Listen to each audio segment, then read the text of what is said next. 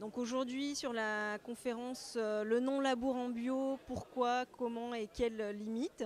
Donc ce qu'on a voulu montrer, c'est qu'en fait aujourd'hui il y a beaucoup d'agriculteurs qui, autant conventionnels qu'en bio, qui s'intéressent à la préservation du sol et qui mettent en place des techniques de non-labour qui peuvent être occasionnelles ou non.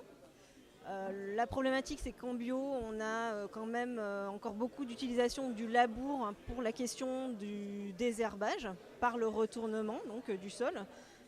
Donc comment faire du non-labour en bio, sachant que la problématique désherbage en bio est une grande problématique. Donc aujourd'hui, avec ce témoignage, on a donc un intervenant de la Chambre régionale de Bretagne, Aurélien Dupont, qui va nous montrer des essais de non-labour en bio, donc dans des stations expérimentales. Et puis un agriculteur de Mayenne, donc Christian No, qui pratique du non-labour en bio. Donc comment est-ce qu'il fait, quels sont ses questionnements, ses problématiques.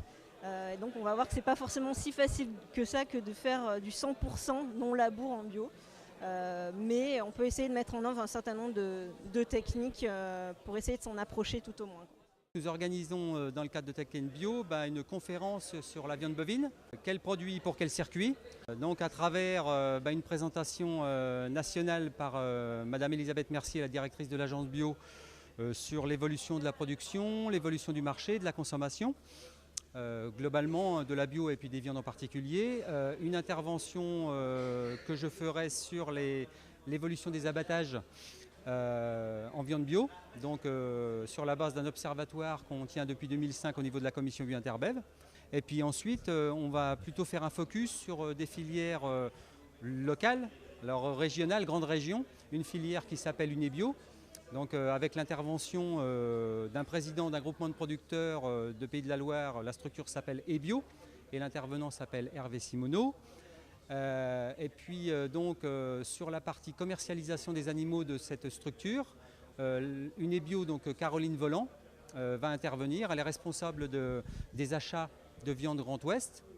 Donc va plutôt parler, voilà, la structure eBio nous fournit des animaux, nous voilà comment on les commercialise, dans quel circuit, etc.